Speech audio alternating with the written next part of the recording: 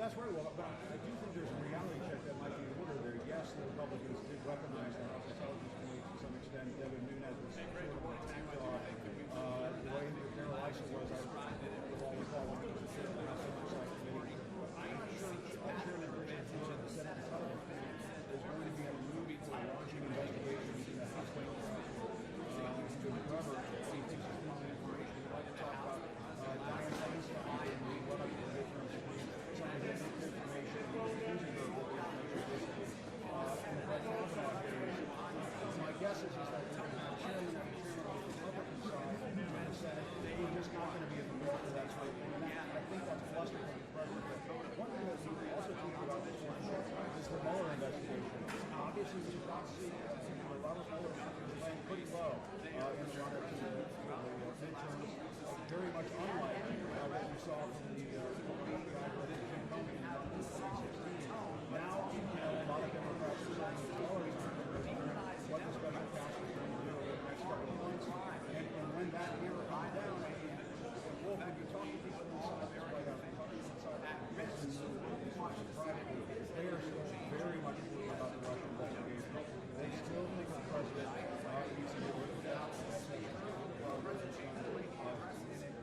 Some to a very hard line Here we are. That's where he's going to be talking. Obviously, that's going to happen. This is they are in no mood to play patty cake over here at this White House. This is not going to be a kumbaya moment by any stretch. I think when the president comes down here, this is the president who feels like he's finished one battle and he's ready to start another.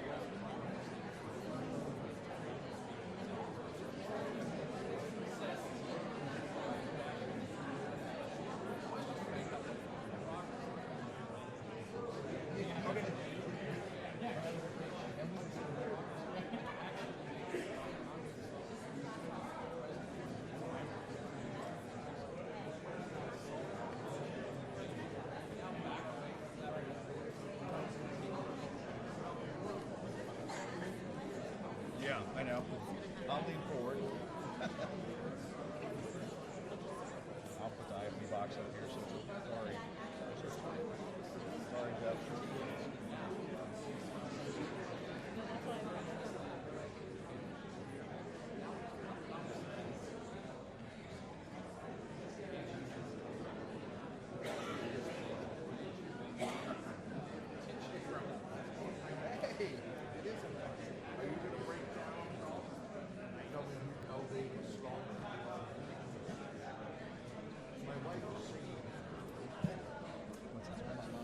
Oh, you're welcome. You're welcome. Yes.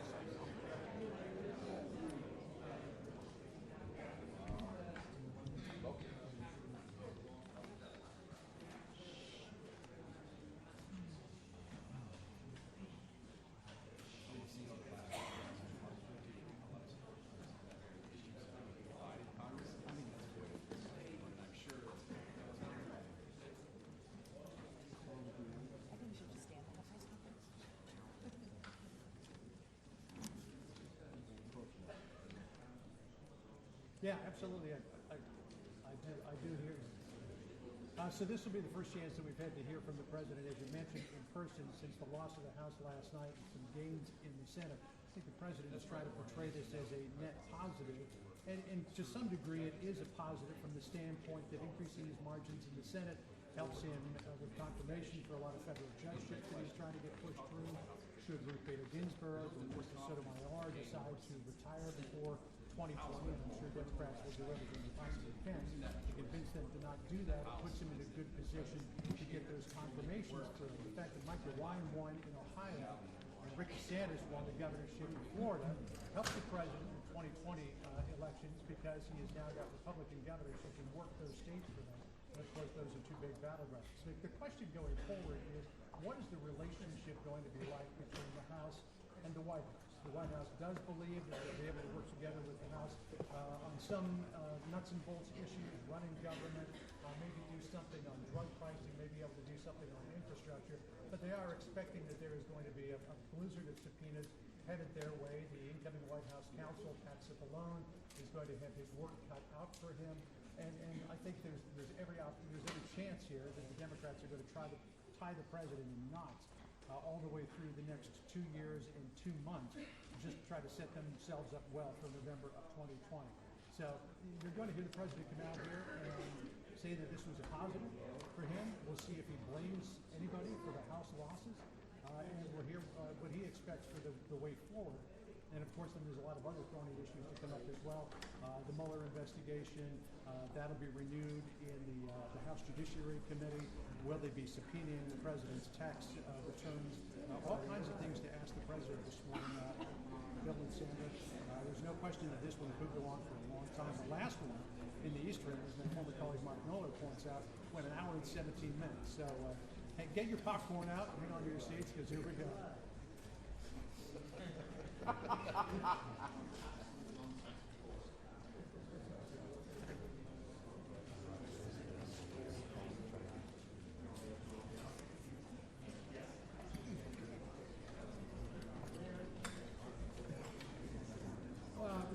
He hasn't had any meetings with any officials, if that's what you mean. He made a lot of phone calls last night. He called Nancy Pelosi, he called Chuck Schumer, he called Leader McConnell, he called a lot of the people that won hotly contested states. But as far as we know, he's just been meeting with his team, prepping for this press conference. When he steps up to the podium in the next few minutes, and he's already running about 7 minutes late, that's going to be the first opportunity we have had to hear from him what his thinking is between the time that he went to bed and the time that he woke up today, other than some tweets. And one of the tweets I found most interesting, we were talking to Sean Spicer about this earlier, was the one saying Nancy Pelosi should be Speaker of the House. She deserves it. She's worked hard for it. I mean, how far in his cheek did the president have his tongue when he wrote that? Mark, that's why so many Democrats don't want her to be Speaker. Mark, she thinks that she will be the perfect foil for the president for the next however long she's speaking. She wants to do Q&A. I heard him say that. Yeah, it backfired on them when they impeached President Clinton. So if that's the drumbeat that the Democrats plan to follow for the next couple of years, if history is any guide, it may not suit them well in 2020.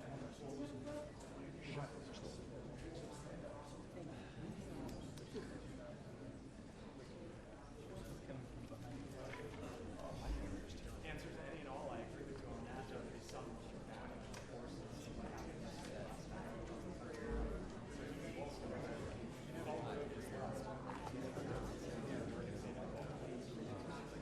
There will be an eye as well in 2020, starting today.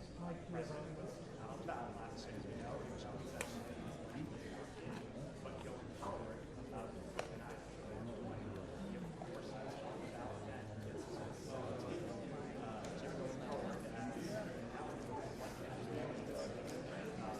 Yes, I have teamwork.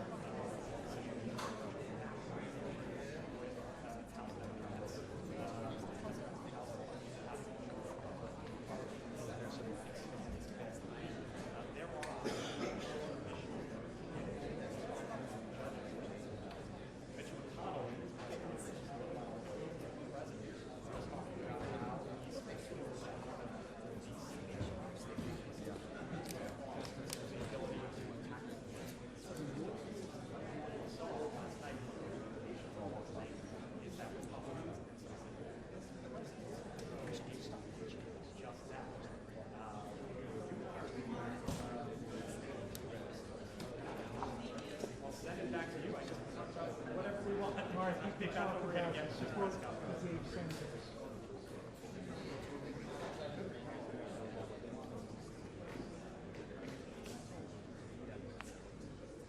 We got the announcement of the and there was dash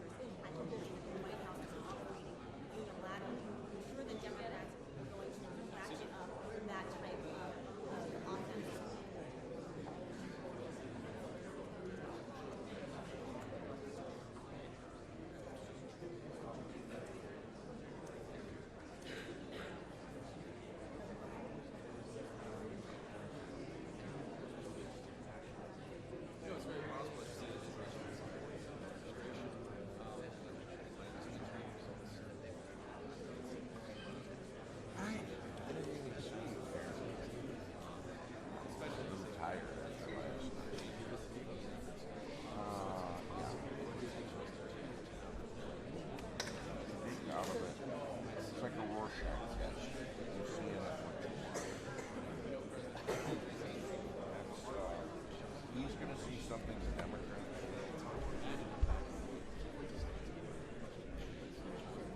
Still getting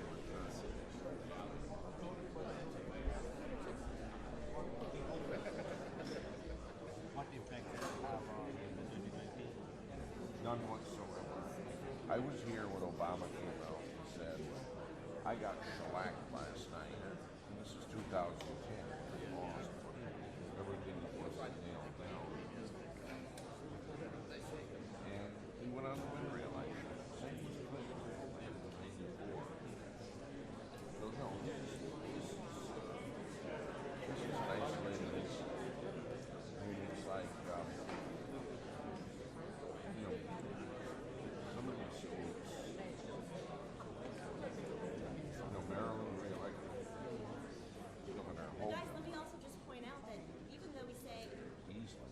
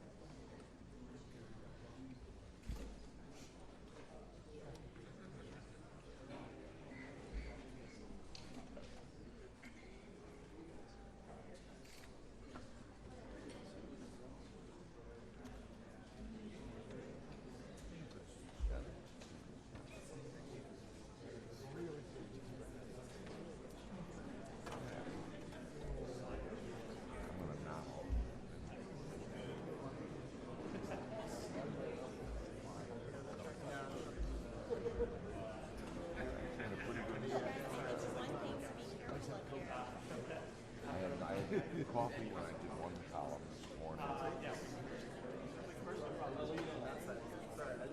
You moved over. Oh, I'm sorry. I can go on this side. Hey. Am I? I don't. If you are, can you just take Yes. a millimeter off? Yes.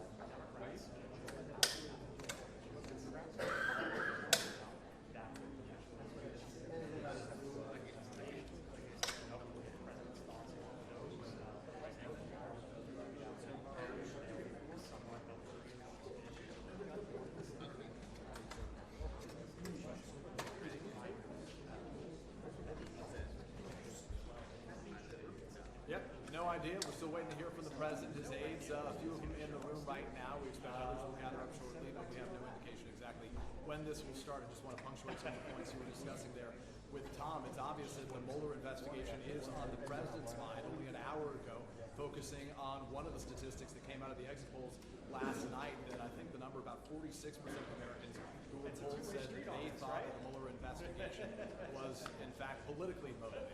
Effectively saying more people thought it was politically motivated than thought it was justified at this point. The president realizes that this this is an issue that he thinks the litigation of it, the use of the word witch hunt repeatedly has benefited him, has changed opinions. This is a guy who casts himself as an ambassador, brander on that topic. It's obvious that he thinks that branding of the Mueller investigation as a witch hunt is an item that works. I suspect we'll hear that from him again over the course of the news conference to take place here a short time from now. On that very point, we heard from the president again indicating that this is on his mind, saying that if Democrats try to, in his words, waste taxpayer money investigating him, well, Republican senators will investigate Democrats for their misuse of classified information, as he described it, to use that game, which was kind of striking, because if he says the Democrats were wasting taxpayer money, I guess he's saying they're going to waste taxpayer money as well. Bottom line is we will see this president a short time from now. It's the first time we've had a solar news conference in this instance since just less than a month, I think almost exactly a month after he was inaugurated in February of 2017. This room is packed with reports. We have a ton of questions right now, and as I speak to Greg, we're getting to 2 in the morning. Yeah, no, I would expect that is the case because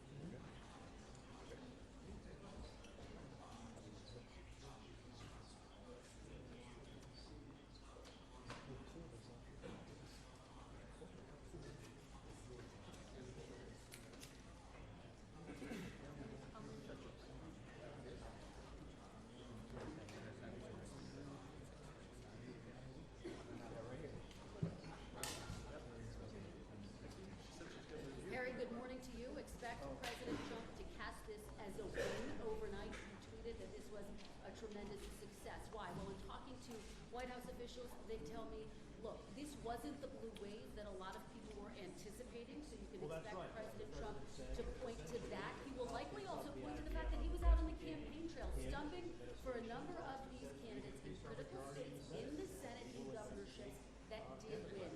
States like Indiana, Missouri, Florida.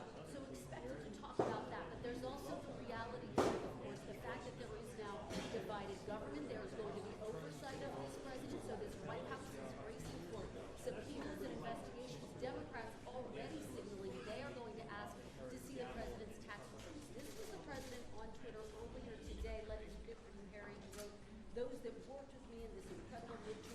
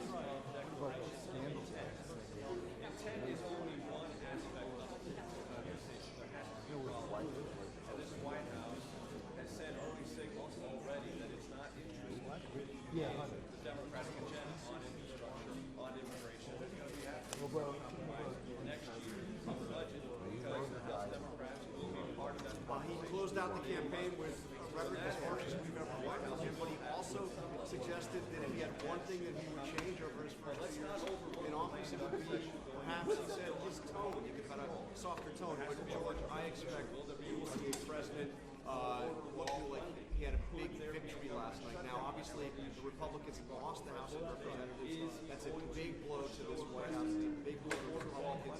But if this White House, this president was preparing for a night last night, it could have been a lot worse. They're also voted by significant victories in the Senate, including race after race for the president campaign and pushing west.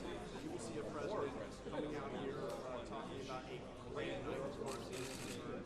A great night where his party also campaign there might be another tax cut coming. The House Republicans have already passed a tax cut in addition to one that was approved. It doesn't necessarily, not at all. As a matter of fact, I expect we will see changes. The big question is not whether or not there will be changes, but when. I think you'll see changes in the West Wing. You'll also see changes in this cabinet. The president's made no secret of the fact he is not happy with his attorney general. I think that one of the big guessing games now is when does Jeff Sessions of the Department of Justice sessions.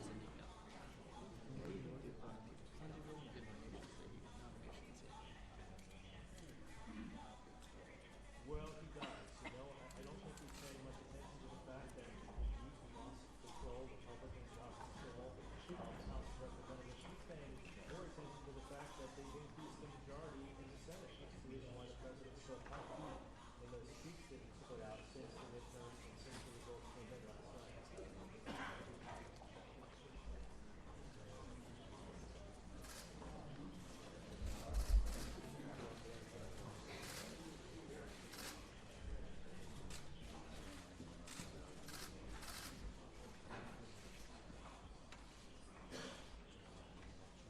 Oh, absolutely. I mean, you look at where the president traveled to in those waning days of the midterm election, so traveling to Fort Wayne, Indiana, a Republican victory in the Senate, to, in addition to that, to Cape Girardeau, Missouri, another Republican victory in the Senate, not too long. A Democrat who is seeking re-election, Kevin Casper, so the White House very pleased with. Ladies and gentlemen, the President of the United States, accompanied by the Vice President of the United States.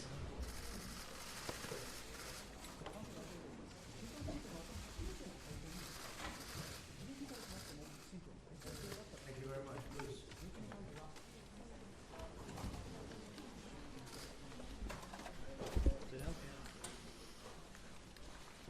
It was a big day yesterday, an incredible day.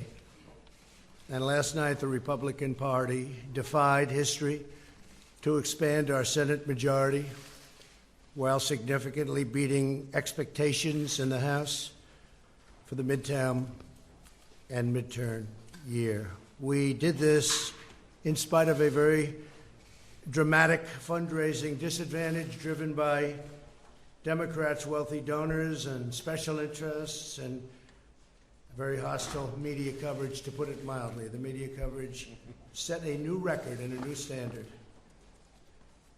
We also had a staggering number of House retirements, so it's a little tough. These are seats that could have been held pretty easily, and we had newcomers going in, and a lot of them worked very hard, but it's very difficult when you have that many retirements. We held a large number of campaign rallies with large numbers of people going to every one. To the best of my knowledge, we didn't have a vacant or an empty seat. I'm sure you would have reported it if you spotted one. Including 30 rallies in the last 60 days. And we saw the candidates that I supported achieve tremendous success last night. As an example of the 11 candidates we campaigned with during the last week, 9 won last night. This vigorous campaigning stopped the blue wave that they talked about. I don't know if there ever was such a thing, but could have been. If we didn't do the campaigning, probably there could have been.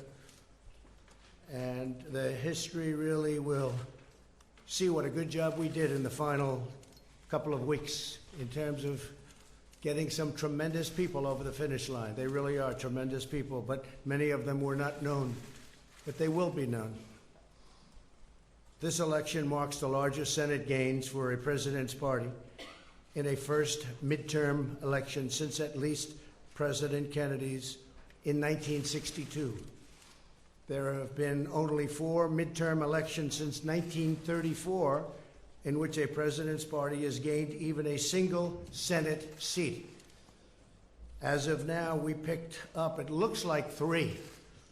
Could be 4, perhaps it could be 2, but we picked up a lot. And most likely the number will be 3. You people probably know that better than I do at this point because you've looked at the more recent numbers. 55 is the largest number of Republican senators in the last 100 years. In the last 80 years, a sitting president's party has only gained a cumulative total of 8 Senate seats, averaging 1 per decade. So if we picked up 2, 3, or 4, that's a big percentage of that number. So in the last 80 years, you think of that, only 8 seats. In President Obama's first midterm election, he lost 6 Senate seats, including in the deep blue state of Massachusetts. Republicans captured at least 4 Senate seats held by Democrat incumbents. And these are tremendously talented, hardworking people that did this. Indiana, North Dakota, Florida, Missouri. We also won 2 open Senate seats in Tennessee. I want to congratulate our great champion who did such a great job in Tennessee, Marsha. And in Utah. And Arizona is looking very good, really very good. She's done a terrific job. That was a tough race, and she's done a fantastic job. In each of these open seats, Democrats recruited very strong candidates with substantial fundraising and media support. We were getting bombarded with money on the other side. In the House, Republicans dramatically outperformed historical precedents and overcame a historic number of retirements, the most House Republican retirements in 88 years. 43 House Republicans retired. Now, I will say this, that in many cases they were chairmen of committees, and they left because they weren't chairman, because the Republicans have a rule for 6 years. And what that does is wonderful in one way. It lets people come through the system and become chairman. In another way, it drives people out. Because when they're a chairman, they don't want to go and not be a chairman. You're the chairman of a committee, and you're a big deal, and all of a sudden, you're not doing that anymore. So they leave. We had a lot of them leave. It's, I guess you can flip a coin as to which system is better. The Democrats do the other. Some of their folks have been in those committees for a long time as chairman. In 2010, President Obama's first midterm, he lost 63 seats. By contrast, as of the most current count, looks like around 27 House seats or something, and we'll figure that out pretty soon. We also had a slew of historic wins in the governor's races. The governor's races were incredible, against very well-funded, talented, and skilled Democrat candidates and people that worked very, very hard, respectfully, for those candidates, like Oprah Winfrey, who I like. I don't know if she likes me anymore, but that's okay. She used to. But she worked very hard in Georgia, very, very hard. And if you look at them, with 4 governor's races crucial to 2020 and the presidential race, Florida, Iowa, Ohio, and Georgia, the big ones. Florida, Iowa, Ohio, and Georgia. Can't get much more important than that. They were incredible. They were actually incredible campaigns, too. Incredible. As of right now, Republicans will control the majority of governorships across the country, including 3 great women who worked very hard. Governors of Alabama, South Dakota, and Iowa. They worked very, very hard. They're very talented. By expanding our Senate majority, the voters have also clearly rebuked the Senate Democrats for their handling of the Kavanaugh hearings. That was a factor, I think maybe a very big factor. The way that was handled, I think, was tremendous energy was given to the Republican Party by the way they treated then Judge Kavanaugh, now Justice Kavanaugh, and expressed their support for confirming more great pro-Constitution judges. Candidates who embraced our message of low taxes, low regulations, low crime, strong borders, and great judges excelled last night. They excelled. They really, I mean, we have a list of people that were fantastic. And I'm just going to point them out. Mike Bost, Rodney Davis, Andy Barr was fantastic. I went to Kentucky. For the most part, I didn't campaign for the House, but I did actually make a special trip for Andy Barr because he was in a very tough race in Kentucky, and he won. That was a very tough race. The polls were all showing that he was down, and down substantially, and he won. And that one I did do. Pete Stauber of Minnesota, great guy, he's new, and ran a fantastic race. On the other hand, you had some that decided to, let's stay away. Let's stay away. They did very poorly. I'm not sure that I should be happy or sad, but I feel just fine about it.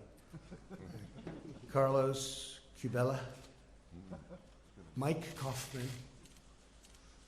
Too bad, Mike. Mia Love. I saw Mia Love. She'd call me all the time to help her with a hostage situation, being held hostage in Venezuela. But Mia Love gave me no love, and she lost. Won that race, but she didn't want to have any embrace. For that, I don't blame her. But she lost, substantially lost. Peter Roskam didn't want the embrace. Eric Paulson didn't want the embrace. And in New Jersey, I think he could have done well, but didn't work out too good. Bob Eugen, I feel badly because I think that's something that could have been won. That's a race that could have been won. John Faso, those are some of the people that, decided for their own reason not to embrace whether it's me or what we stand for, but what we stand for meant a lot to most people.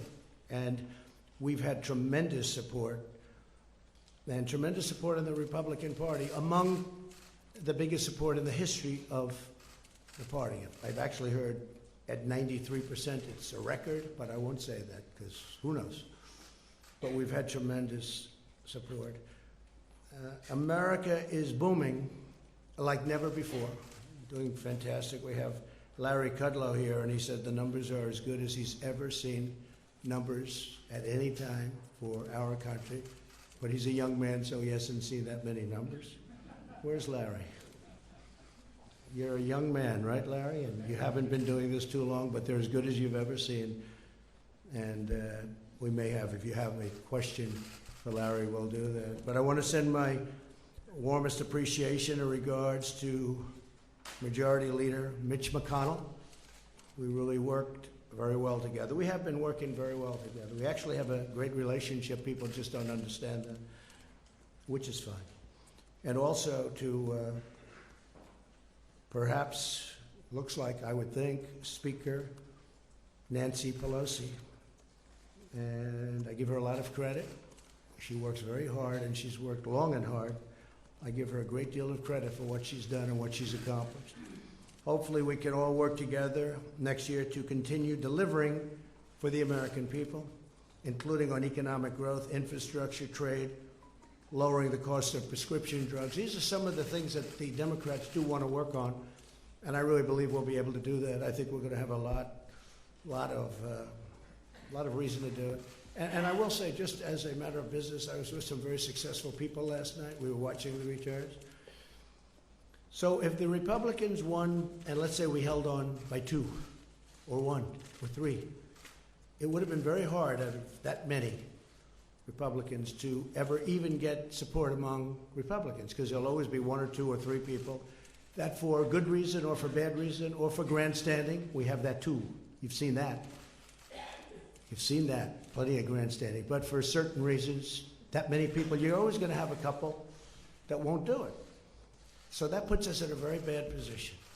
In other words, had we kept, and this is no, I'm saying this for a very basic reason, it's common sense. It puts us in a very tough position. We win by one or two or three, and you'll have one or two or three or four or five even come over and say, you know, look, we're not going to go along with this. We want this, this, this, and all of a sudden we wouldn't even be able to get it in many cases out of the Republicans' hands before we sent it on to the Senate. And now we have a much easier path because the Democrats will come to us with a plan for infrastructure, a plan for health care, a plan for whatever they are looking at, and we'll negotiate. And as you know, it's been very hard in the Senate because we need essentially 10 votes from Democrats, and we don't get those votes because the Democrats do really stick together well.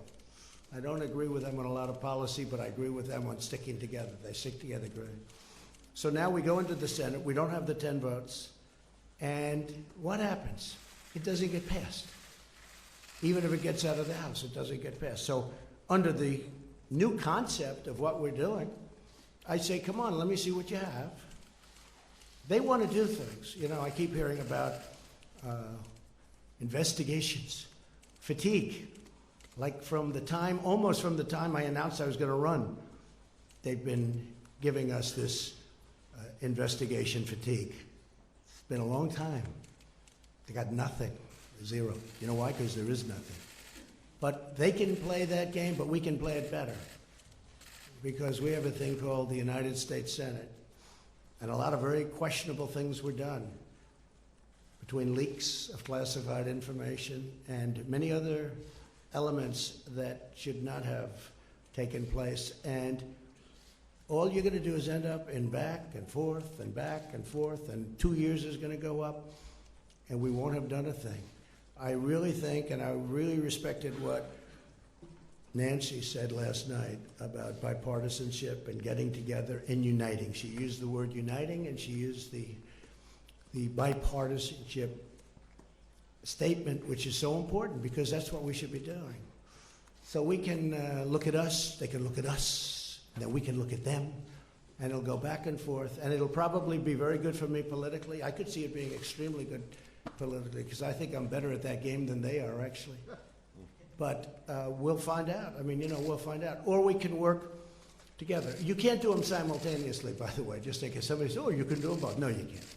Because if they're doing that, we're not doing the other, just so you understand. So we won't be doing that. But now what happens is we send it to the Senate, and we'll get 100% Democrat support, and we'll get some Republican support. And if it's good, I really believe we have Republicans that will help with the approval process, and they will really help with the approval process. So it really could be a beautiful bipartisan type of situation. If we won by 1 or 2 or 3 or 4 or 5, that wouldn't happen. And the closer it is, the worse it is. This way, they'll come to me, we'll negotiate. Maybe we'll make a deal, maybe we won't. That's possible. But we have a lot of things in common on infrastructure. We want to do something on health care. They want to do something on health care. There are a lot of great things that we can do together. And now we'll send it up, and we'll get the Democrats, and we'll get the Republicans or some of the Republicans. And I'll make sure that we send something up that the Republicans can support. And they're going to want to make sure they send something up that the Democrats can support. So our great country is booming like never before, and we're thriving on every single level, both in terms of economic and military strength, in terms of development, in terms of GDP, we're doing unbelievably. I will tell you our trade deals are coming along fantastically. The USMCA and South Korea is finished. USMCA has gotten rave reviews. Not going to lose companies anymore to other countries. They're not going to do that because they have a tremendous economic incentive, meaning it's prohibitive for them to do that. So it's not going to be like NAFTA, which is one of the worst deals I've ever seen, although we've made some other pretty bad ones too. Now is the time for members of both parties to join together, put partisanship aside, and keep the American economic miracle going strong. It is a miracle. We're doing so well. And I've said it at a lot of rallies. Some of you have probably heard it so much you don't want to hear it again. But when people come to my office, presidents, prime ministers, they all congratulate me almost the first thing on what we've done economically, because it is really amazing. And our steel industry is back. Our aluminum industry is starting to do really well. These are industries that were dead. Our miners are working again. We must all work together to protect our military. Have to do that. To support our law enforcement, secure our borders, and advance really great policy, including environmental policy. We want crystal clean water. We want beautiful, perfect air. Air and water has to be perfect. At the same time, we don't want to put ourselves at a disadvantage to other countries who are very competitive with us and who don't abide by the rules at all. We don't want to hurt our jobs. We don't want to hurt our factories. We don't want companies leaving. We want to be totally competitive, and we are. And right now we have just about the cleanest air, the cleanest water we've ever had, and it's always going to be that way. We insist on it. So environmental is very important to me. And with that, I'll take a few questions if you'd like. Whoa. I didn't know what happened. All right, go ahead, John. That was a lot of hand shooting up, so. There's a lot to talk about. Mr. President, you talked at length just now about bipartisanship. The presumed Speaker of the House, Nancy Pelosi, talked about it last night. I'm sure that's encouraging for the American people, but do you really believe, given what the relationship has been like between this White House and the Democratic Party, that that will happen? I think there's a good chance, John. I think there's a very good chance. If I could just finish, it will happen. Will you have to compromise on certain issues to the point where it could hurt you in 2020? And do you expect that when the Democrats take over the chairmanship of all these important committees, you're going to get hit with a blizzard of subpoenas on everything from the Russia investigation to your cell phone use to your tax returns? Ready? Then you're going to, if that happens, then we're going to do the same thing, and government comes to a halt. And I would blame them, because they now are going to be coming up with policy. They're the majority in the House. I expect that they will come up with some fantastic ideas that I can support on the environment, on so many different things, including prescription drug prices, which we've made a big dent in already, including some of the things that we're working on for the vets. We've gotten choice approved. We've got a lot of things approved, but they have some other elements that we want. There are many things we can get along on without a lot of trouble, that we agree very much with them and they agree with us. I would like to see bipartisanship. I'd like to see unity. And I think we have a very good chance of, and maybe not on everything, but I think we have a very good chance of seeing that. Go ahead. One question on the lame duck, sir, and one on your cabinet. You toyed with the idea during the campaign of a shutdown before the midterms in order to secure border wall funding.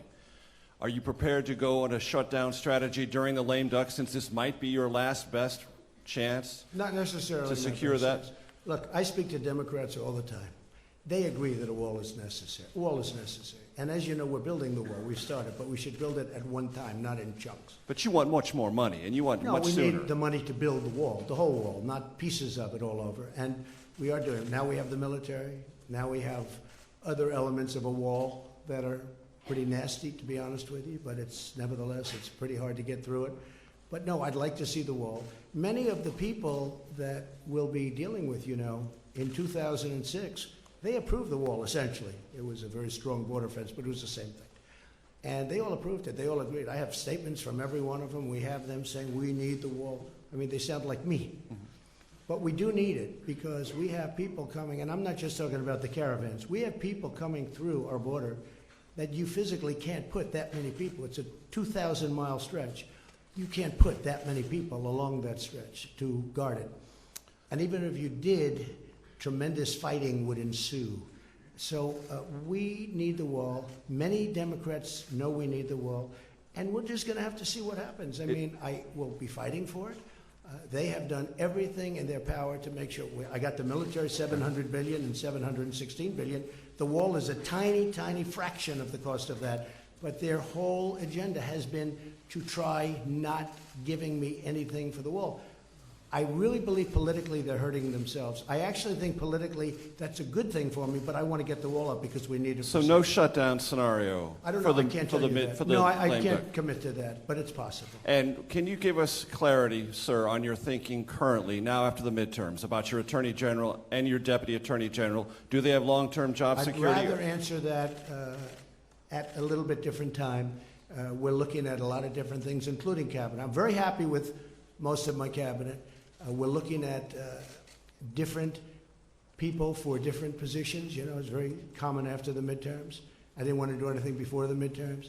But I will tell you that, for the most part, I'm extremely happy with my cabinet. I think Mike Pompeo has fit in so beautifully. He's done an incredible job. How about your Interior Secretary? We're looking at that, and I do want to study whatever is being said. Is he in jeopardy? I think he's doing an excellent job. But we will take a look at that in a very strong, and we'll probably have an idea about that in about a week. Thank you, Mr. President. Okay, thank you. Go ahead, Jim. He gave me a fair interview the other day, so I might as well ask him a question. All right, thank you, Mr. President. And picking up there, you told me the other day that you are an open book. So I think I am an open book.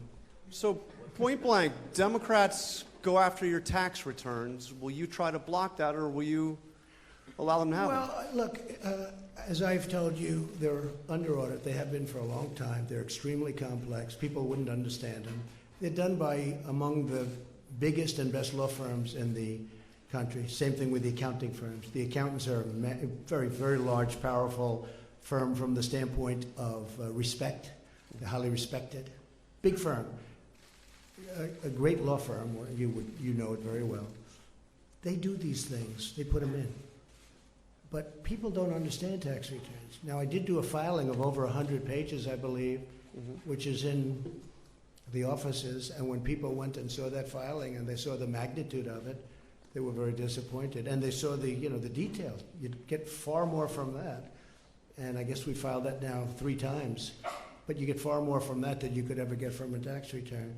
But when you're under audit, and I'm under very continuous audit because there are so many companies, and it is a very big company, far bigger than you would even understand. But it's a great company, but it's big, and it's complex, and it's probably feet high.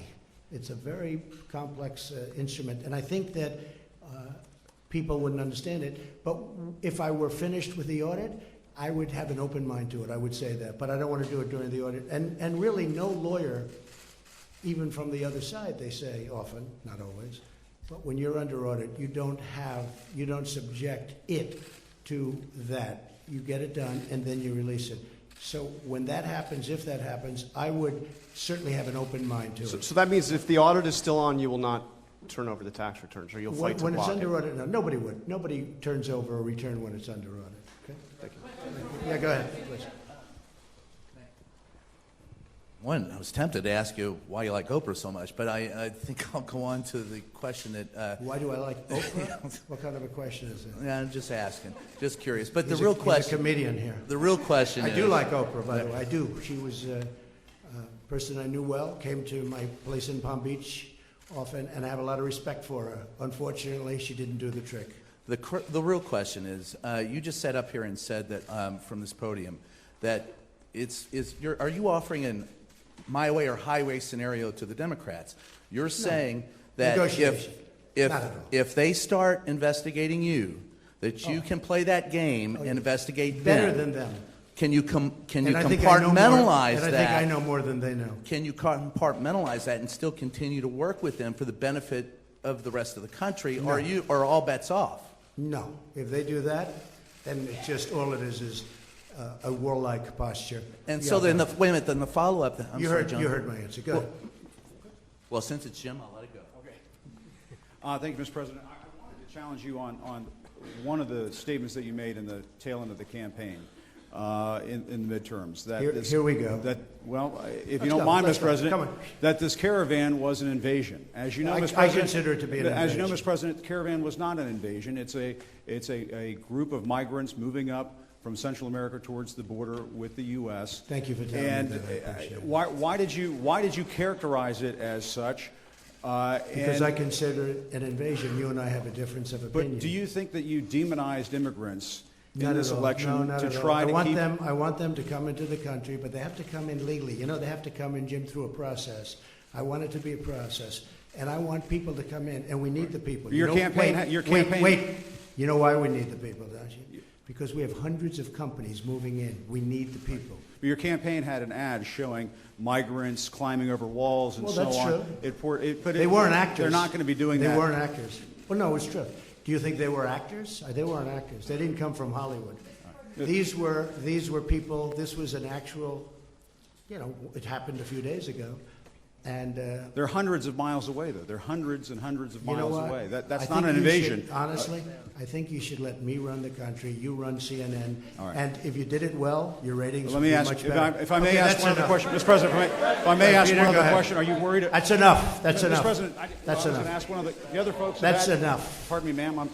Excuse President, me. That's enough. Mr. President, I had one other Peter, question, let's if go. I may ask, on the Russia investigation. Are you concerned that you may have? I'm not concerned indictments- about anything with that you the may have Russian indictments coming down? investigation because it's a hoax. Are you- That's enough. Put down the mic. Mr. President, are you worried about indictments coming down in this investigation?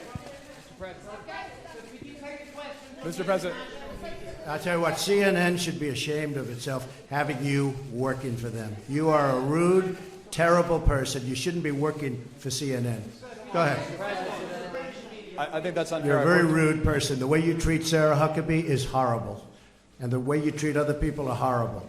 You shouldn't treat people that way. Go ahead.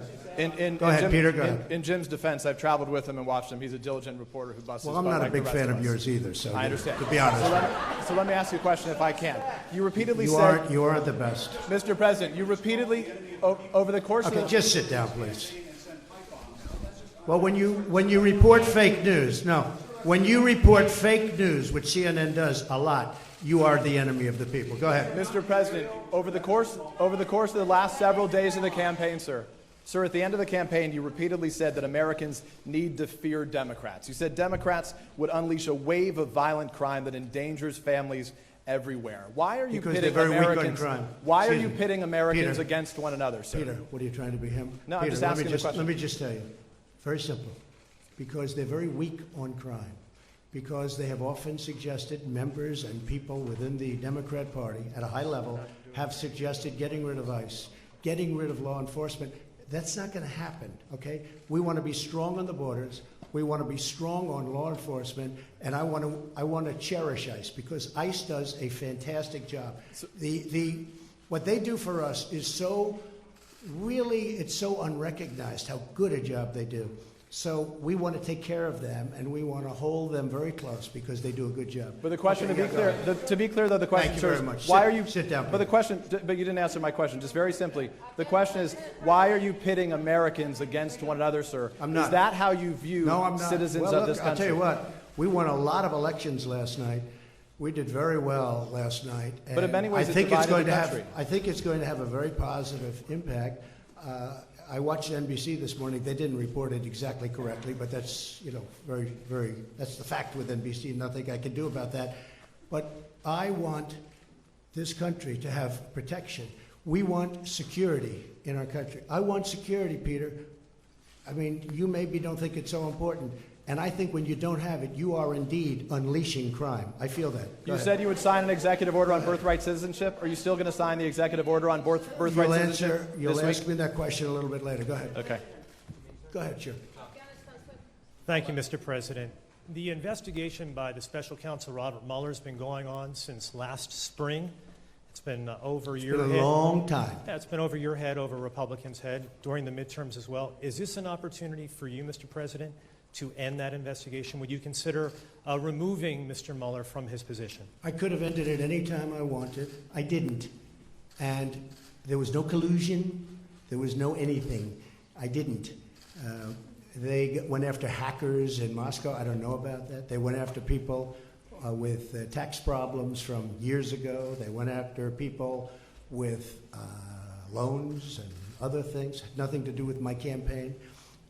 This is a investigation where many, many millions of dollars has been spent, and there's no collusion. It was supposed to be on collusion. There's no collusion, and I think it's very bad for our country. I will tell you. I think it's a shame. And a poll came out today, by the way, from NBC, or at least I saw it on NBC, where a majority of the people do not agree with the Mueller investigation, or it wasn't approved. They have approval and disapproval, and it had a much higher disapproval. It should end, because it's very bad for our country. So if it's bad... And I'm not just talking about the tremendous expense. And the other thing is they should look at the other side also. They only look at one side. They're not looking at all of the things that came up during this investigation. They don't do that. They should also get people that can be fair, not 13 or 14 or 17. I call them the angry Democrats. They are angry people. And it's a very unfair thing for this country. It's a very, very, forget about unfair to me, it's very bad for our country. Okay. So, Mr. President, if it's Go ahead. Mr. President, just wait Please. this moment. If it's unfair to the country and it's costing millions of dollars, why don't you just give him the end mic, it? please? I've answered the question. Go ahead, take. Well, I'll give you I will give you voter suppression. You just have to sit down, please. Sit down. I didn't call you. I'll give you voter suppression. Take a look at the CNN polls, how inaccurate they were. That's called voter suppression. Go ahead, please. Thank you, Mr. President. I'm not responding. I'm responding. Excuse me. I'm not responding to you. I'm talking to this gentleman. Will you please sit down? Excuse me. Would you please sit down? Please go ahead. Thank you, Mr. President. Now that the House of Representatives Very hostile. It's such a hostile media. It's so sad.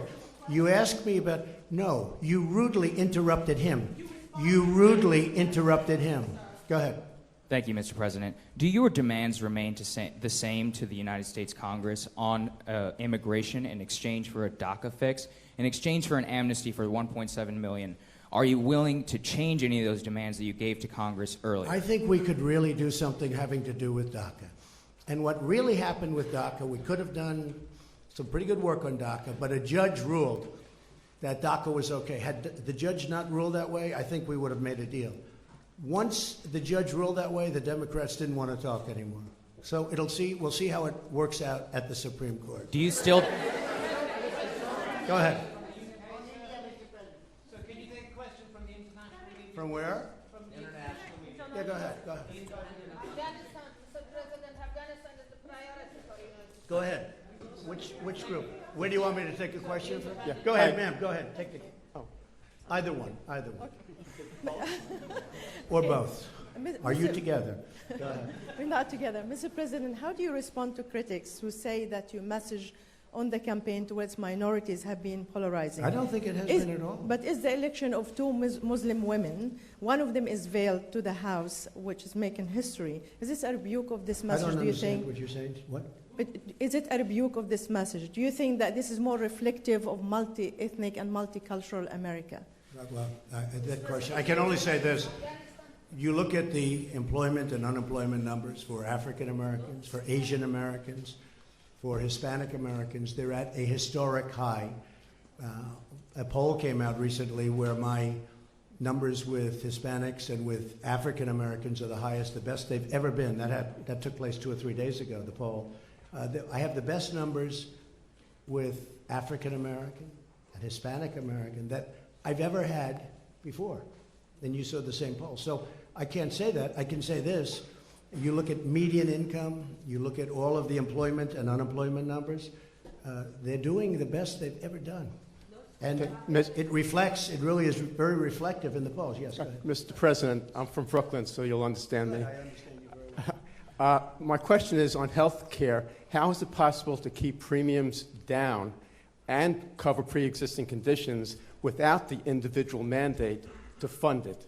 Well, first of all, what we're doing, and if you look at the Department of Labor, also Secretary Azar, what they've done They've come up with some incredible health care plans, which is causing great competition and driving the prices right down. But we are getting rid of the individual mandate because it was very unfair to a lot of people. But at the same time, we're covering the people that need it. But the individual mandate was a disaster because people that couldn't necessarily afford it were having to pay for the privilege of not having to pay for health care. And it was bad health care at that. So we are working many plans for health care. We're creating tremendous competition. We had Obamacare repealed and replaced. Unfortunately, one person changed his mind at the last moment, and we had no Democrat support. I have to say that. We didn't have one vote. We would have repealed it, replaced it. We would have had a large-scale, very good health care plan. Now we're doing it a different way. We're doing it a different way. But getting rid of the individual mandate is a very, very popular thing and a very important thing, and people very much appreciate it. Go ahead. No, that's enough. Go ahead, please. Thank you, sir. Two questions. One, I know you went through the results and you obviously studied them late last night. What lesson did you learn most from looking at those results? Was there one thing that, as you kind of reviewed them, that you'll change your strategy, not just for Congress, but kind of going forward? And then just a follow-up question. Well, I think the results that I've learned, and maybe confirmed, I think people like me. I think people like the job I'm doing, frankly. Because if you look at every place I went to do a rally, I couldn't do it with everybody. And it was very hard to do it with people in Congress because there's just too many, there would be too many stops. But I did it with the Senate. I did it with Andy Barr, as you know. And he won. He won a very tough race against McGrath. It was a very, very tough race in Kentucky. And he was down quite a bit. And I went there, and we had a tremendous, very successful, some of you were at that rally. And he won that race. But I could only do that so much because there were just so many players involved. But I did focus on the Senate, and we had tremendous success with the Senate. Really tremendous. Can I ask you one more question? Sorry, Mr. President, one more question if you don't mind. I'm so sorry, sir. It's a rare opportunity. A lot of people are going to be rushing to Iowa, rushing to New Hampshire. You know that the Democrats are already looking ahead to 2020. Do you want to lock down your ticket right now, sir? Will the vice president be your running mate in 2020? Well, I haven't asked him, but I hope so. Where are you? Mike, will you be my running mate? Stand up, Mike, please. Raise your right hand. No, I'm okay. Will you? Thank you. Okay, good. Yeah, the answer is yes. Okay. Thank you, sir. That was unexpected, but I feel very fine. Yeah, please. Thank you, Mr. President. Going back to the Russia investigation and potential investigations from the now Democratic majority in Congress, some say that you could stop all this by declassifying. I could fire everybody right now, but I don't want to stop it because politically I don't like stopping it. Yeah. It's a disgrace. It should have never been started because there was no crime. Everybody has conflicts. They all have conflicts over there that are beyond anything that anybody's ever seen in terms of conflicts. From the fact that people ask for jobs, from the fact that they have very good friends on the other side, like really good friends like Comey, who, by the way, lied and leaked, and also leaked classified information. Nothing happened there. It might, perhaps, maybe something's happening that I don't know about. I stay away from it. But you know what I do? I let it just go on. They're wasting a lot of money, but I let it go on because I don't want to do that. But you're right. I could end it right now. I could say that investigation is over. But it's really, it's a disgrace, frankly.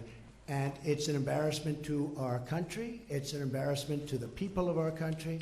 And it's too bad. Go ahead. What about the declassification of the documents? Some say that would clear it all up. We're looking at that. No, we're looking at that very seriously. Declassification, we're looking at very seriously. Okay, can I ask one more question? It's amazing how people on the other side just don't want those documents declassified. But no, we're looking at that very carefully. I certainly wanted to wait till after the midterms. Can I ask you one more question, Mr. President? Okay, thank you. Go ahead. Thank you, Mr. President. You have campaigned as a pro-life president. You have defended the rights of unborn children. You now have a divided Congress. It's unlikely to pass any pro-life bills. Very tough issue. How are you going to push forward your pro-life agenda? Just going to push. I've been pushing. I've done a very good job, too. We're very happy with me. But it's a tough issue for the two sides. There's no question about it. But what are you going to do? There is great division. What am I going to do? I won't be able to explain that to you because it is an issue That is a very divisive, polarizing issue. But there is a solution. I think I have that solution, and nobody else does. We're going to be working on that. Yes, go ahead, please. She took your place, but that's okay. Mr. President, just a quick question on rural America. In states like Indiana, North Dakota, folks turned out for Republican candidates. Could you talk a little bit about what this means for your agenda in terms of trade and the Farm Bill? The Farm Bill is working really well. I mean, we could have had it approved any time, but we're looking to get work rules approved. The farmers want it. I'd like it. The problem is the Democrats are not giving us the 10 votes that we need. Everybody wants it. The farmers want it, but the Democrats are not approving the Farm Bill with work rules. We could have it very fast without the work rules, but we want the work rules in, and the Democrats just don't want to vote for that. So at some point, they'll have to pay maybe a price. Jeff, go ahead. Thank you very much, Mr. President. Thank you. Have you seen any evidence that Russia or China intervened in yesterday's election? Well, we're going to make a full report, and unlike the previous administration, we've done a lot of work on that issue. And if you look, speak with the FBI, speak with the Department of Justice, speak to Homeland Security. We've spent a lot of time. It gets very little coverage in the papers. I mean, you cover the nonsense part, but you don't cover the important. This is very important. And we have been working very hard on China and Russia and everybody else looking into our elections or meddling with our elections. But people tend not to write about it, but we have worked very hard, as you probably heard. What do you intend to say, sir, to President Xi and to President Putin when you meet with them later this month? Well, I have a good relationship with both. I know President Xi better, but I think I have a very good relationship with both. I actually had a very good meeting in Russia that you people didn't agree with, but that's okay. It doesn't much matter, obviously, because here I am. But the fact is that I had a very, very good meeting, with President Putin, and a lot was discussed about security, about Syria, about Ukraine, about the fact that President Obama allowed a very large part of Ukraine to be taken, and right now you have submarines off that particular parcel that we're talking about. That was President Putin who annexed Crimea, sir. That was President Obama's regime. That was during President Obama, right? That was not during me. But it was President Putin, that was President who did the Obama. annexation. No, it was President Obama that allowed it to happen. Had nothing to do with me. Okay, go ahead. Yeah, go ahead. Go ahead. Thank you, Mr. President. Cordelia Lynch, Sky News. You're a man who likes to win, but last night was not an absolute victory for you. I'll be honest. I thought it was a very close to complete victory. When you look at it from the standpoint of negotiation, when you look at it from the standpoint of deal making, because it's all about deal making, again, if we had the majority and we had 1 or 2 or 3 votes to play with, we would have been at a standstill.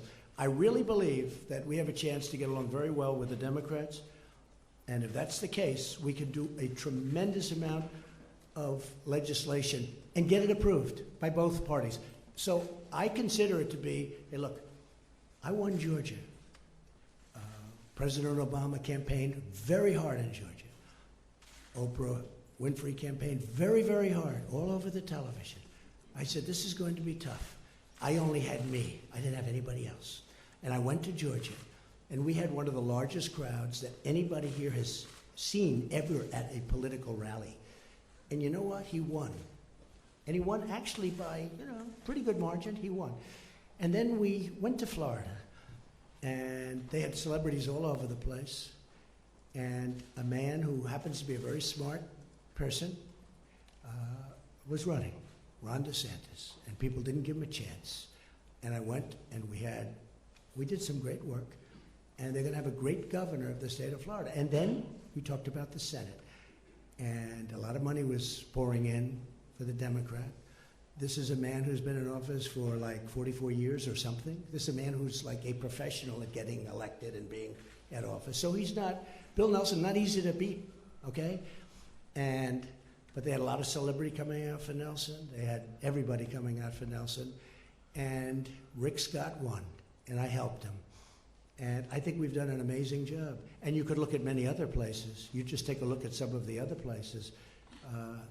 And we just got the word that in Iowa, you have a governor who just got extended, who's Kim, just got extended, and numerous other places. I think it was a great victory. I'll be honest. I think it was a great victory. And actually, some of the news this morning was that it was, in fact, a great victory.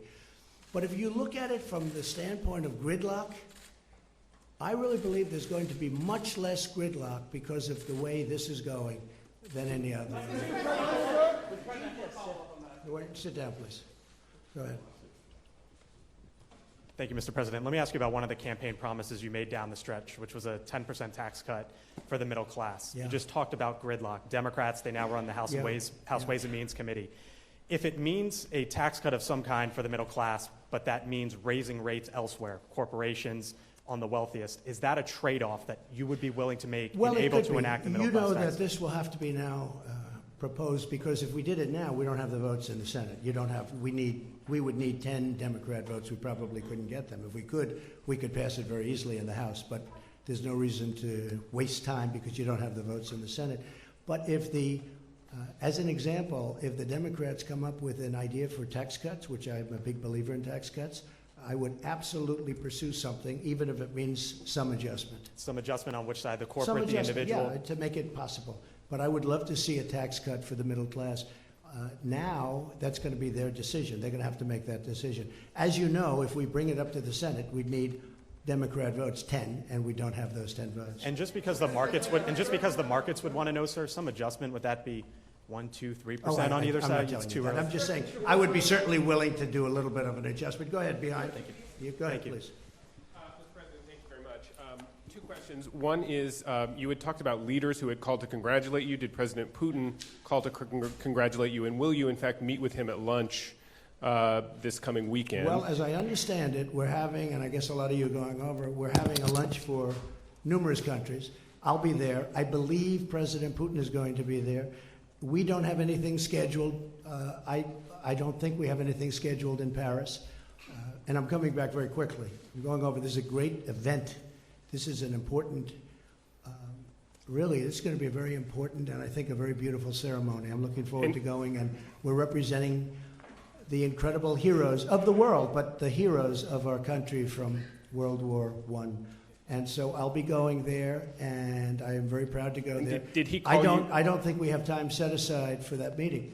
Now, with that being said, we're very shortly meeting again at the G20, where he'll be there, and I'll be there, and that's where we're actually looking forward to meeting. We will be having a lunch, but I think there are many people there. And did he call you to congratulate you? And if I could also just invite you, since this is quite a gathering we've got here, to go ahead and talk about the staff changes that you expect in the White House while we're here. We're eager to hear about them. Is General Kelly going to stay on? As we make changes, we'll sit down and talk to you about it. I mean, there's no great secret. A lot of administrations make changes after midterms.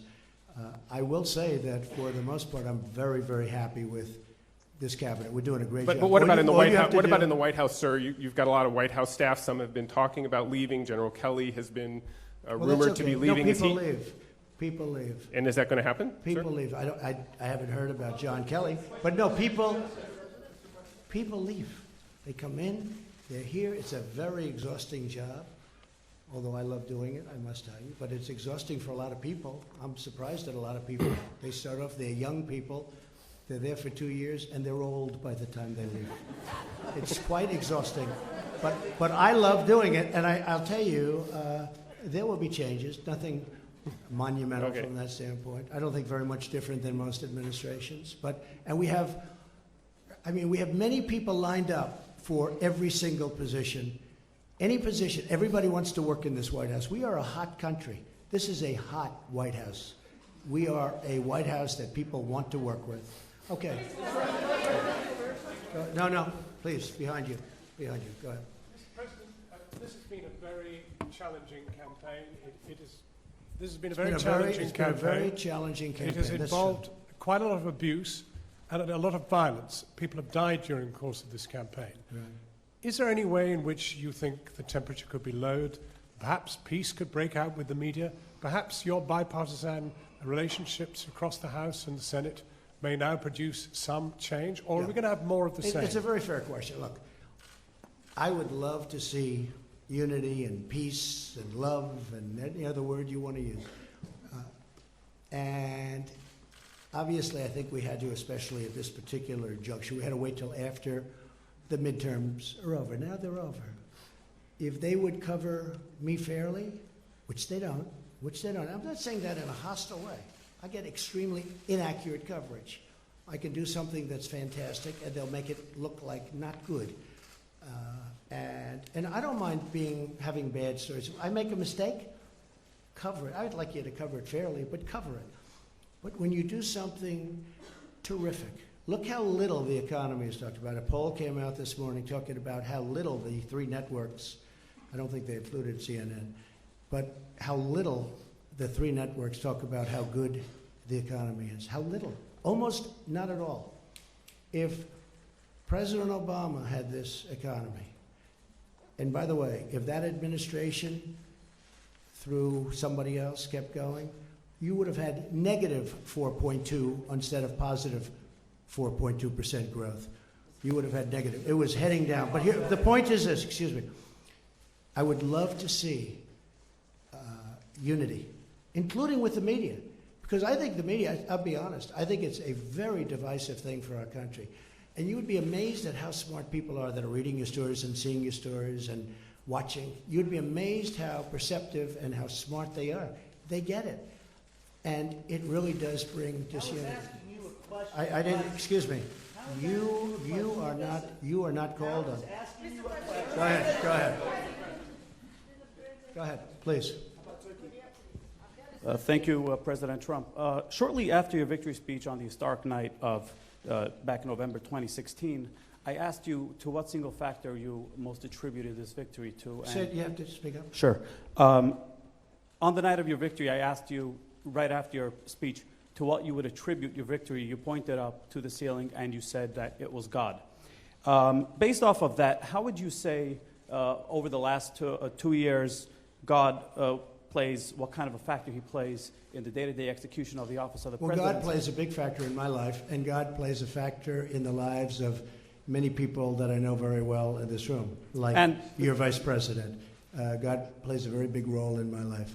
And one more back to a quick follow-up. Which loss last night surprised you the most, and which of these unsuccessful candidates are you most likely to consider for a future administration? Nothing surprises me in politics. Would you but there were some any losses last night, and there were some victories last night that have been incredible. I mean, there were victories last night that nobody would believe, especially based on the suppression polls. They had a lot of suppression polls. Would you and there were some victories last night that were very surprising, but I'm not going to pick out special. Would you consider people. any for It's a tough post? enough for those people to have. Would you a consider loss. any for an administration post moving forward as one of the very few of the 3.7% unemployed? What?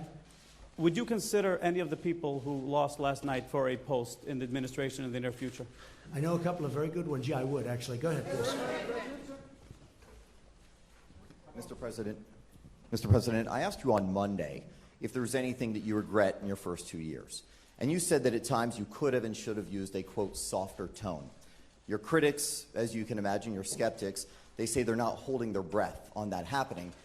Will you indeed have to change your tone if you're to get things passed through Congress after losing the House? And you also said you might extend an olive branch. What would that look like? I would love to have. I'd be very good at a low tone.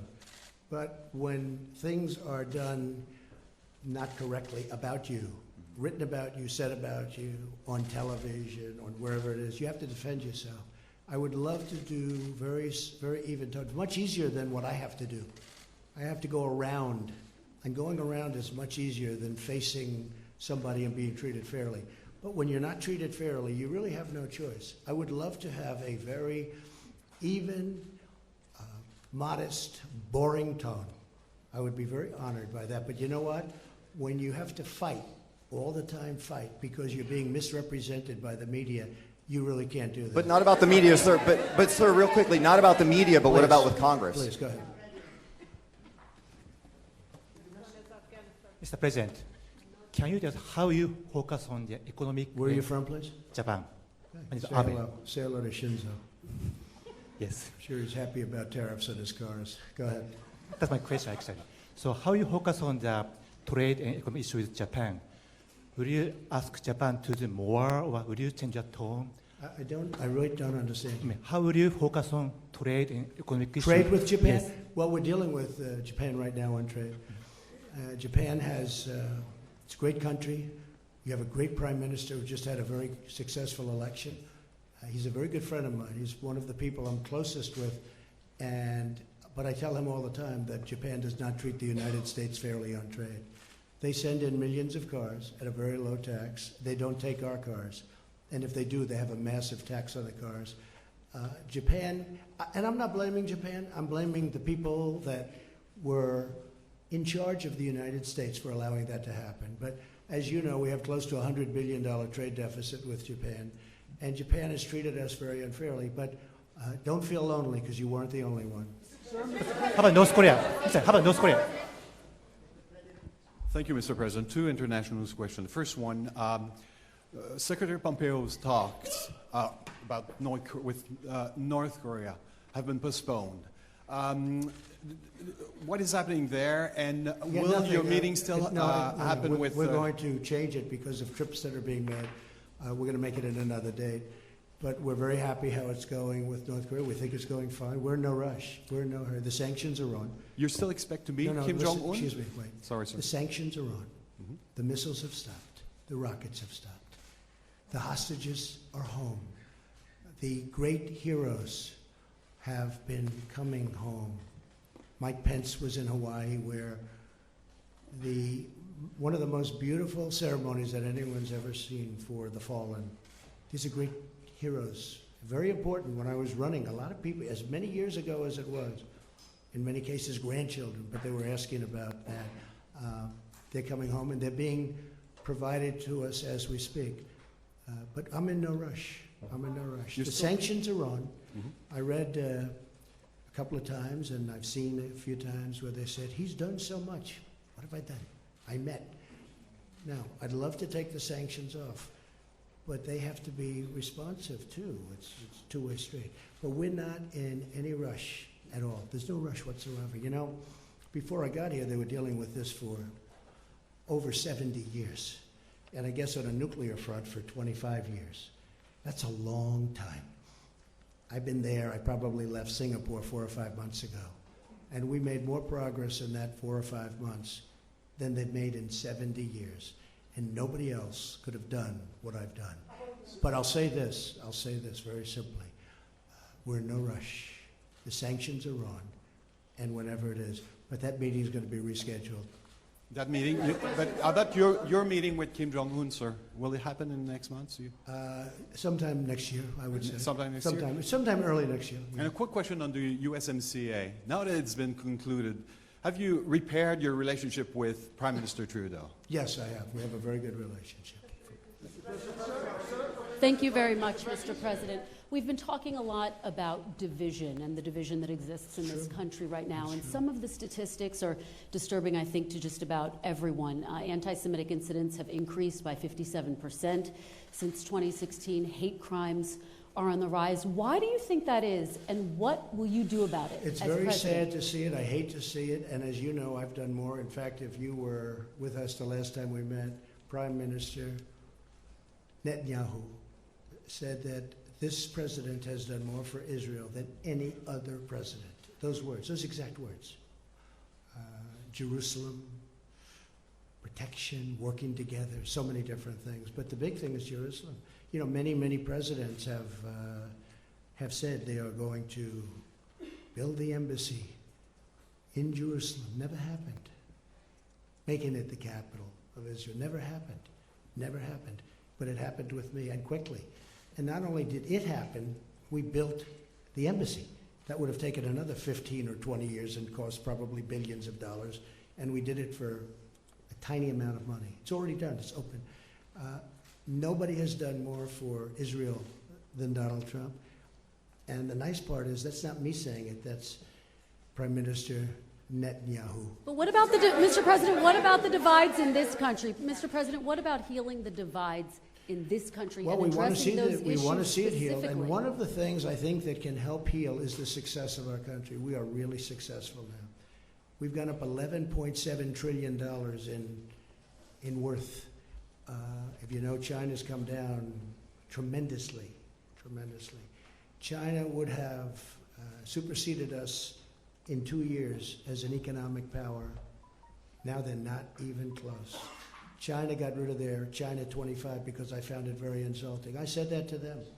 I said China 25 is very insulting because China 25 means in 2025 they're going to take over economically the world. I said that's not happening. And we've gone way up.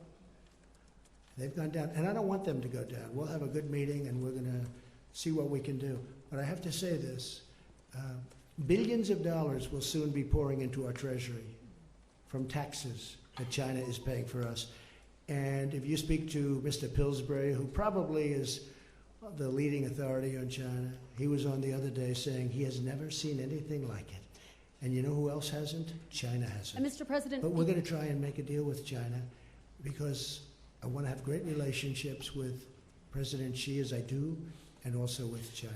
you're talking about the economic. How do you see a role as a moral leader? Go ahead, Mr. please. President, just Go how ahead, do you see a please, role as a please. moral Go leader? ahead. There's so many people, I'm sorry. As a moral Go leader, ahead. though. I think I am a great moral leader, and I love our country. Go ahead, please. Thank you, sir. You said earlier in this press conference that Democrats had a choice that you would not work with them on legislation if they were investigating you. Do you not have a choice in the matter as well? Don't you have a I think responsibility? it's inappropriate. No. I think it's very inappropriate. We should get along and get deals done. Now, we can investigate. They look at us, we look at them. It goes on for 2 years. Then at the end of 2 years, nothing's done. Now, what's bad for them is, being in the majority, I'm just going to blame them. You understand? I'm going to blame them. They're the majority. Honestly, it makes it much simpler for me. They will be blamed. But I think Nancy Pelosi, and I put that statement out on social media today about Nancy Pelosi, that if she's short of votes, because frankly, I think she deserves, and a lot of people thought I was being sarcastic or I was kidding. I wasn't. I think she deserves it. She's been fighting long for it. She's been fighting. I really mean this. There was nothing sarcastic about it, or it was really meant with very good intentions. I think she deserves it. She's fought long and hard. She's a very capable person. And, you have other people shooting at her, trying to take over the speakership. And I said, if it's appropriate, I said, if we can and if we will, if she has a problem, I think I would be able to very easily supply her the necessary votes. That's not said in any way other than I really believe she deserves that position. I also believe that Nancy Pelosi and I can work together and get a lot of things done, along with Mitch and everybody else that we have to work with. I think we'll get a lot done. Mr. President, why can't you? Ahead, Mr. please. President, why Go can't you ahead. do that while subpoenas are coming through? Excuse me? Why can't you work together while there are subpoenas or while there are investigations in process? I think we will. Look, now that the election's over, now everybody is in love. But then I see the hostility of questions in the room. I come in here as a nice person wanting to answer questions, and I have people jumping out of their seats screaming questions at me. No, the election's over, and I'm, I am extraordinarily happy. I really am. And by the way, I tell you, if I wasn't, look at what happened in Florida. Look at what happened in Georgia. Look at what happened in so many locations with governorships. Nobody talks about the governorships. Look at the amount of work that was given to these other candidates against my candidate. And, I'm extraordinarily happy. And if I wasn't, I'd let you know. There's nothing wrong. Look, you look at midterms and you look at elections generally, you see it's very rare that a party who has the presidency does well. We did unbelievably well. To win Florida, both the Senate and the governorship, against two very talented people, I'll tell you what, we did incredibly. To win Georgia when you had some of the biggest stars in the world campaigning endlessly, including President Obama, I tell you what, this was a great victory for us. And again, from a deal-making standpoint, we are all much better off the way it turned out. Because I really believe if the Democrats want to, we can do a tremendous amount of great legislation. Yes, please, go ahead. Should we keep this going for a little while? Yes, I think you should keep this You know going. what? When you get bored, would you please tell me? Seriously. Tell me. You're never bored. I don't want to, hopefully not. I don't want to overstay, but yes, please go ahead. Hi, Mr. President. Yami Shelcenter with PBS NewsHour. On the campaign trail, you called yourself a nationalist. Some people saw that as emboldening white nationalists. Now people are also I don't know saying why you'd that say the that. president. That's such a racist There are question. some people that say that now the Republican Party is seen as supporting white nationalists Oh, I because don't of your believe rhetoric. that. I don't What do you believe make of that? I don't believe. I don't know. Why do I have my highest poll numbers ever with African Americans? Why do I have among the highest poll numbers with African Americans? I mean, why do I have my highest poll numbers? That's such a racist question. Honestly, I mean, I know you have it written down and you're going to tell me. Let me tell you, it's a racist question. And Mr. President, I want to love. ask. You know what the word is? I love our country. I do. You have nationalists. You have globalists. I also love the world, and I don't mind helping the world. But we have to straighten out our country first. We have a lot of problems. And Ms. Excuse me, but to say that what you said is so insulting to me. It's a very terrible thing that you said. And Mr. Okay, President, please, go ahead. Mr. Go President, ahead. people have you Go talked ahead. about Excuse me. middle class tax cuts on the campaign trail. How will you get Democrats to support that policy? You have to ask them. Well, Hey, what's your no, plan for excuse working with me. You know Democrats how on a my middle plan class is? tax plan? You know what my plan is? I'll ask them. And if they say yes, I'm all for it. And if they say no, there's nothing you can do because you need their votes. Go ahead. Yes, thank you, Mr. President. Francesca Chambers, DailyMail.com. You said many times on the campaign trail that you didn't want Nancy Pelosi to be Speaker. At least you suggested that. You spent a lot of time talking about her and Chuck It's not a question Schumer. of want. I would have. So here's let me answer a little. Would I have preferred winning by 2 or 3 or 4? I would almost have to think about that. But certainly, I like to win. And if I win, she's not going to be Speaker. What did she say to you, though, yesterday that made We had a you great give her conversation. her support? your Honestly, support? we had a very warm conversation. You know, she loves this country. And she's a very smart woman. She's done a very good job. She was really, I mean, she's had a very... Did she promise she's had that a they very- wouldn't seek to impeach She's you? had a very, very, we didn't talk about impeaching. We didn't talk, what do? Do you impeach somebody because he created the greatest economic success in the history of our country? Let's impeach him because the country is so successful. Let's impeach him. Has he done anything wrong? They asked somebody, has he done anything wrong? No, but let's impeach him anyway. And they also said, let's impeach Justice Kavanaugh. Let's impeach him. And now they have the second woman coming out, that the first, the second. And I hate to say this, but it was public. And after him, we're going to impeach the vice president. We're going to impeach Mike Pence. Mike Pence doesn't get impeached for anything. So let's impeach the president, and then we'll impeach the vice president. These people are sick. And you know what? They have to get their bearing. Really, they have to get their bearing. And when you ask about division, they're the ones that cause the division. They cause tremendous division. Okay, Yeah, regarding go ahead, all of the please. retirements in the House, Mr. President, very quickly, you suggested Who that is retiring? You said that many of the retirements that happened in the House made it very difficult. Many retirements, yeah. That made it very difficult for you in this election cycle, and that it was because they were chairmanships that were vacated. But Jeff Flake wasn't a chairman of a committee, and Paul Ryan also retired the cycle. So why do you think that is? Whose fault is it that there In were so many Jeff retirements? Flake's case, it's me, pure and simple. I retired him. I'm very proud of it. I did the country a great service. Go ahead, give him that. Give him that. He is retired. I'd like to call it another word, but we're going to treat him with great respect. Go ahead. Thank you, Mr. President. Jeff Flake, that's another beauty. Go ahead. 2 questions, please. No, one. Too many people. All right. Sorry. All right. You seem to enjoy this venue very much. Are you going to make the standard press conference a staple of the remaining No. 2 years, or No. will you have more briefings with No. Sarah Sanders? You know, when I don't do I think Sarah's fantastic. Where is Sarah? Where is Sarah? Sarah's so great. I think Sarah, you've represented me so well and been abused. She's been horribly treated by a lot of So people. she's gonna stay on as press But it's very interesting because Sarah we were talking about it the other day. So I had a period where I figured, you know what I'll do? I won't do any real interviews. And then they started saying, why isn't he doing what? You know, they're all coming up with all kinds. Then over the last couple of months, I decided I'll do a lot. We'll stop at the helicopter. We'll do this. We'll do a lot of. And then they say, why is he doing so many press conferences? What's wrong? What? So when I don't do them, you say, what's wrong?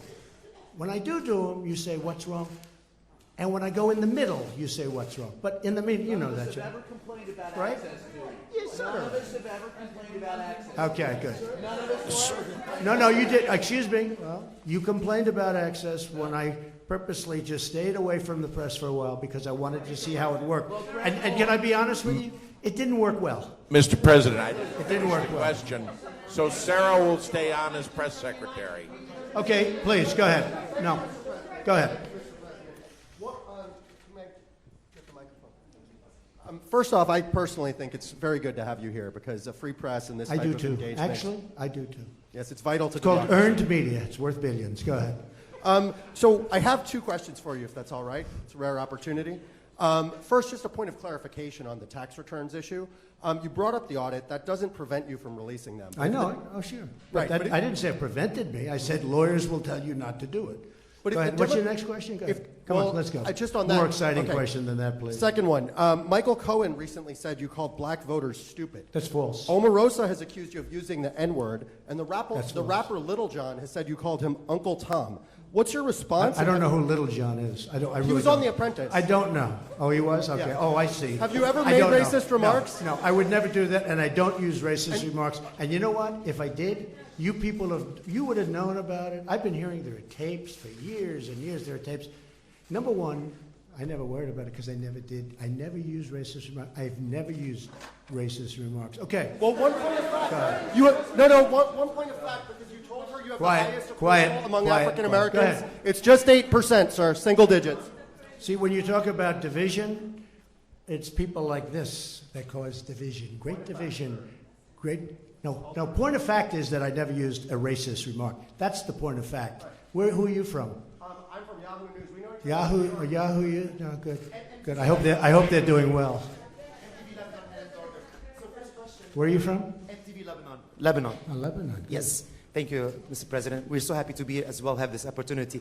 President Erdogan said he's not going to follow your sanctions and he's going to keep buying oil from... Who said that? President Erdogan.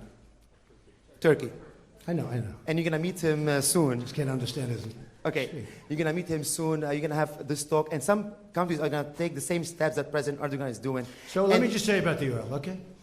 So we imposed, just recently, the strongest sanctions in the history of our country, just about. Well, I guess North Korea is there too.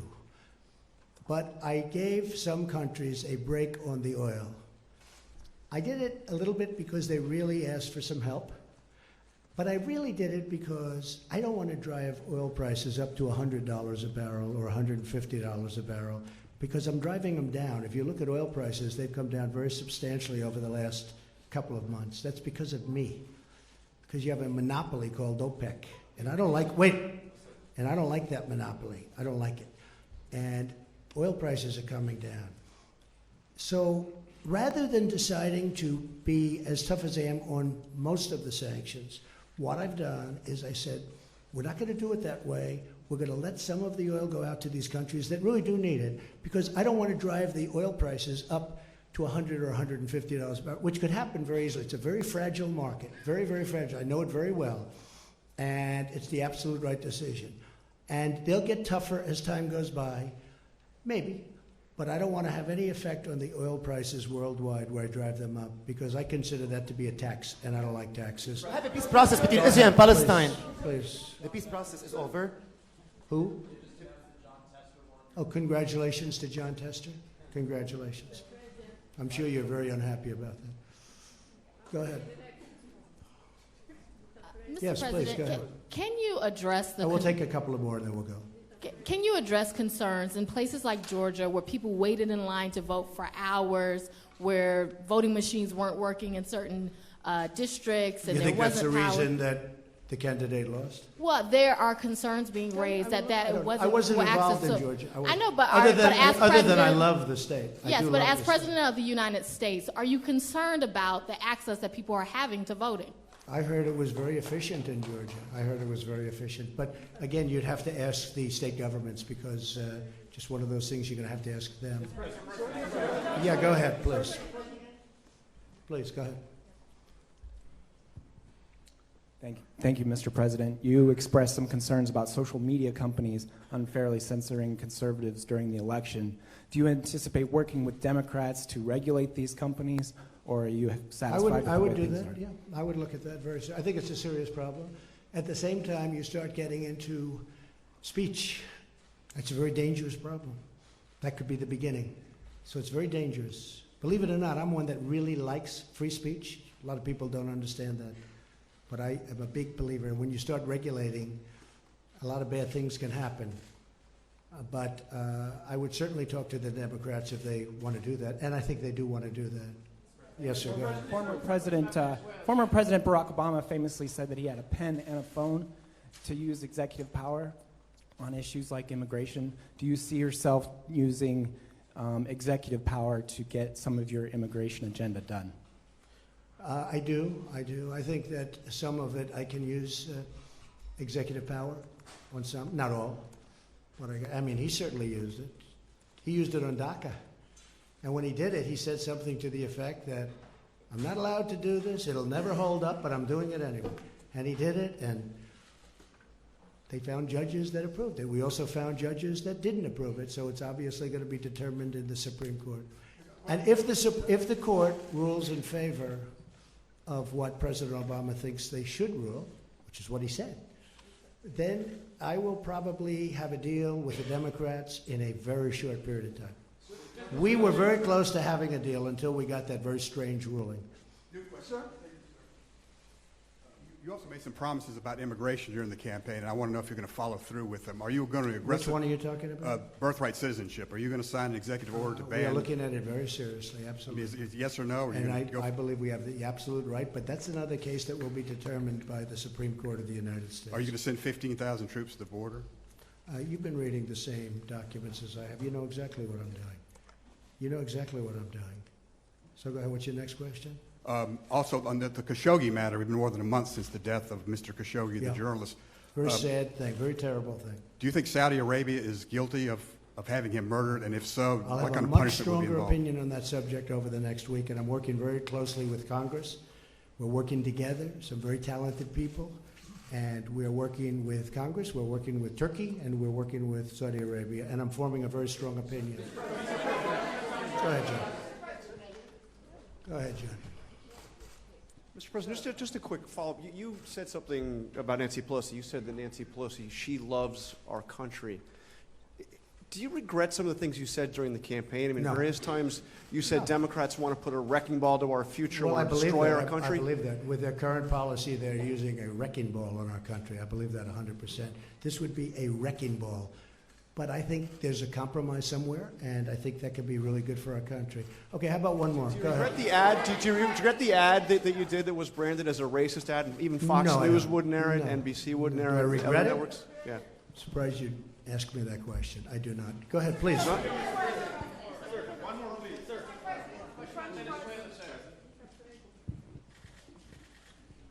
Thank you, sir. And I think we'd all love to have more of these if you're willing. In 2017, shortly after you took office, your Homeland Security Department shuttered a program to counter homegrown right-wing extremism, white supremacism, and related terrorist groups, domestic terrorist groups, and redirected that funding towards fighting Islamic terrorism. Do you believe that white supremacist terrorists, right-wing terrorists, these homegrown terrorists on that side of the spectrum are a problem, sir? And Yeah, what is I your do. administration I do going to do believe about that's a it? problem. I believe all hate is a problem, but I do believe that is a problem. What are you going And to it's do a about it, problem sir? we want to solve. How, Okay. sir? What are you go going ahead. to do about it, sir? Sir, what are you going to do about it? You cut off the funding. Mr. President, you've No, said... we have given funding for that, a lot of funding, but I do believe it's a problem. And can I tell you what? It's a problem that I don't like even a little bit. Go ahead. Aixa Diaz with Hearst Television. You've said, pretend I'm on the ballot yesterday. You called it a referendum on your presidency. Many local districts across the country rejected your midterm message, particularly suburban women. How do you bridge that divide now? Also with the I influx think of my women message coming was into very Congress. well received. I mean, just look at the results. Midterm elections are disasters for sitting presidents and administrations. This has been a very successful And look, you can write it any way you want, and if you disagree with me, this has been an incredibly successful one. You look at the races. How about Ohio? I didn't even mention. I mentioned Florida. I mentioned Georgia. How about the governor of Ohio? A fantastic, suburban women voters. Excuse me. A fantastic man who was down in the polls, and everybody was talking about this person that was so great. And I went up there, and I did a rally. And they have now a great governor. You're going to have a great governor in Ohio for hopefully a long period of time, but for 4 years. And Mike DeWine is a fantastic person.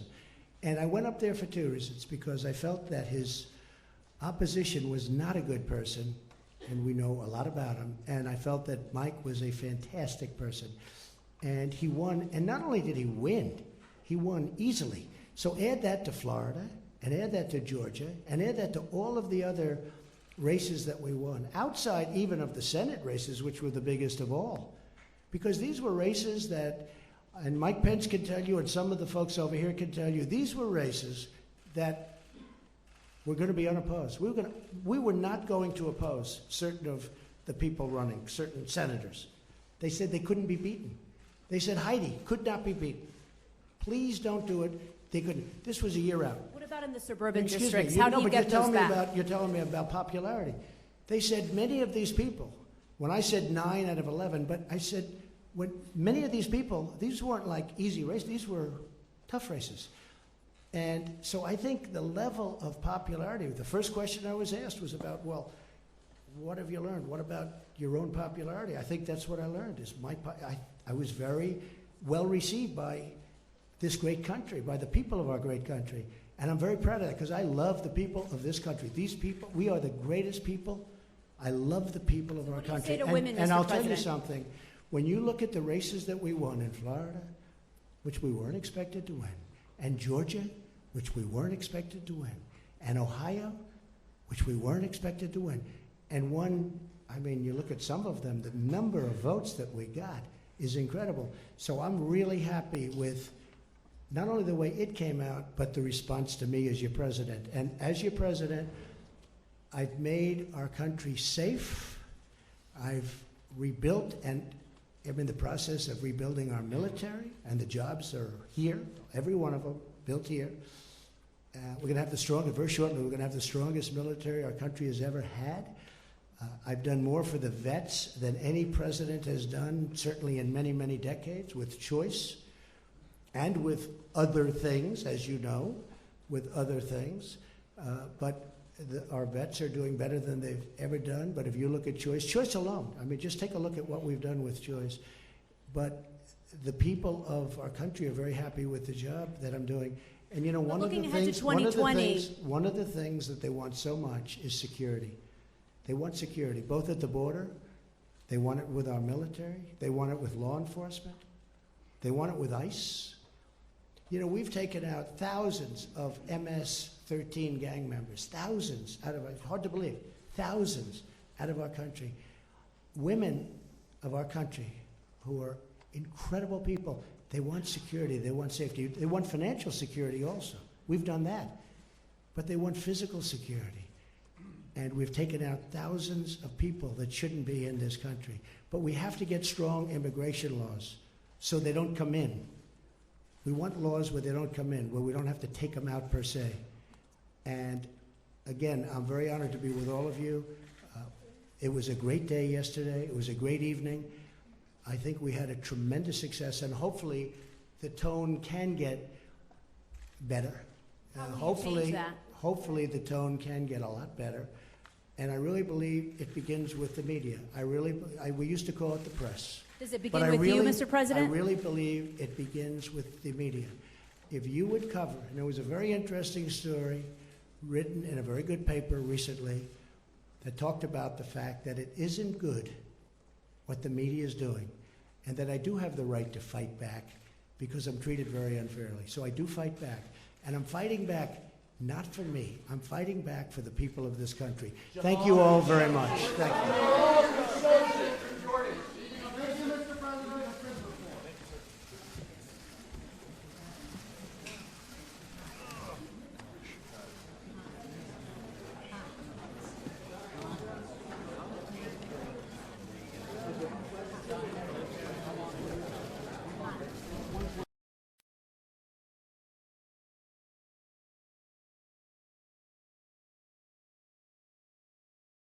This is the secondary audio circuit for the Reuters live service.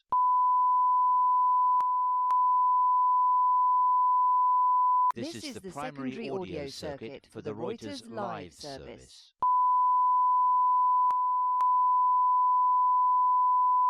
This is the primary audio circuit for the Reuters live service.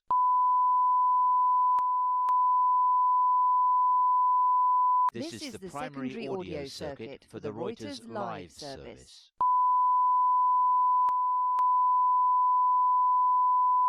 This is the primary audio circuit for the Reuters live service.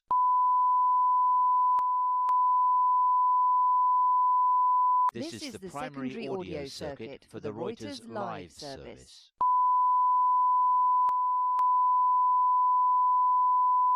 This is the primary audio circuit for the Reuters live service.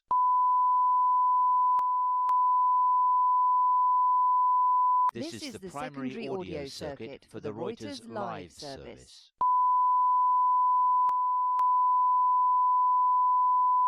This is the primary audio circuit for the Reuters live service.